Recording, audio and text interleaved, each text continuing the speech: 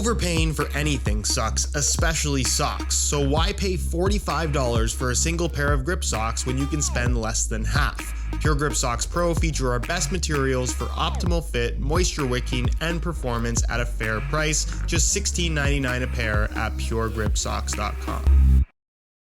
Regular viewers of this channel know that I'm a big fan of Mizuno football boots, and I think a lot of you who have watched the videos and tried Mizuno products based on my recommendation tend to agree. However, there are plenty of people that have not tried them and are just straight up skeptical, and I understand that. Why am I saying such good things about a football boot brand that just simply isn't very popular? Why aren't any pros wearing them if they're actually that good? And if you're familiar with the football boot world, the answer to that question might be obvious, because football boots, as much as they are about performance and technology, they're also very much about marketing. And Mizuno is one of those brands, unlike Nike, Adidas, and Puma, the three biggest football boot brands out there. They don't pay pros to wear their football boots, or at the very least, don't pay nearly as many pros nearly as much money as the big brands do. Which is why you get incredible football boots like this that simply don't get the attention they deserve.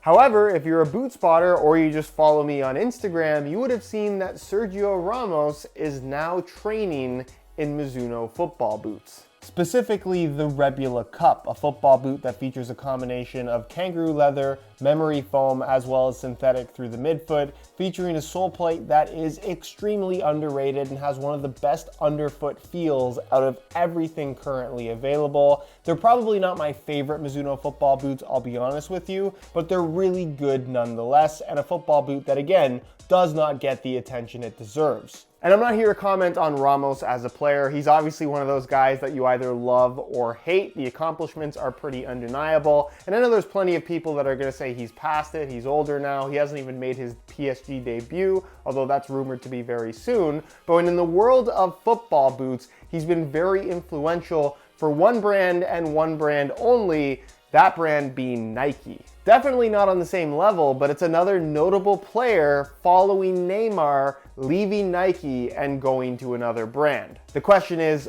why? Well, for starters, it seems like he's been a football boot free agent for a little while now, at least over a year. And even back when he was under contract with Nike, you might remember that he didn't really transition into the Tiempo Legend 8. He kind of stuck to the Legend 7, which was kind of his football boot. He seems to really like it. It's the one that he got his own signature colorway in, one that he stuck to for a very long time. So I guess that's not too surprising. This also suggests that he's maybe a little bit particular about his football boots, but has been wearing the Tiempo line for a long time now, at least since Nike killed off the T90 Laser series, at which he did wear at one point in time. Nonetheless, in his free agent period, he has been seen wearing a couple different brands, probably most notably the Copa 20.1, which is the laced version of the Copa, a boot that I'm personally not a big fan of, and I'm not sure if he got an off-the-shelf pair or if Adidas made him something custom to wear, but for a long time, we were thinking that he was going to end up moving from Nike to Adidas, something we see a lot of players do, but it turns out it looks like he's going to be signing with Mizuno, where he was originally spotted playing in a couple different blacked out variations of their boots and then eventually training in an unblacked out pair of Rebula Cups. Pros will black out their boots even in training because they don't want to give any brand free advertising, so when you're seeing a pro train in football boots in normal colorways, that is reason to believe that there's been some kind of deal made. Something else I really like about this, and again, this is not me commenting on how good Ramos is at this point in his career at 35 years old, but he's a big name that a lot of people recognize, but we've seen quite a few times where towards the end of their career, we see big name pros switch out of big brands and into brands like Mizuno, Ramos being the latest example. We saw Fernando Torres do this. Even a guy like Kaká trained in Mizuno Morelias for a brief period. To me, that's a sign of how good the quality of Mizuno product is, where when there's no money on the line,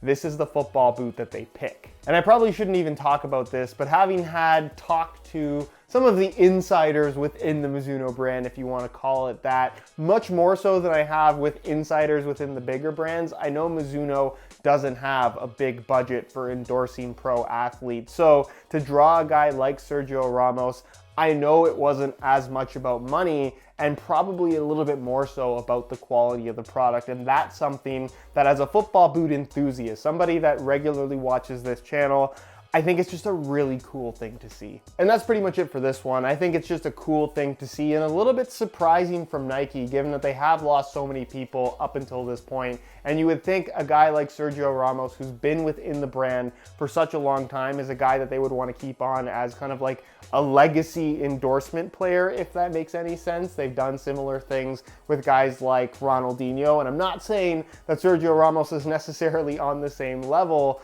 but it's so curious to me. Even a guy like Iniesta, you would think that's somebody that they wouldn't want to let go, but he basically just walks once his contract expires, and Nike seems to be happy to do that lately. Nonetheless, let me know what you guys thought of this video. If you enjoyed it and want to see more boot spotting content on the channel, please don't forget to support it with a like. Subscribe to the channel if you haven't already so you don't miss out on weekly videos. And if you have any questions regarding anything that I talked about, please leave it down in the comment section. Other than that, guys, thank you so much for watching, and we'll see you in the next one.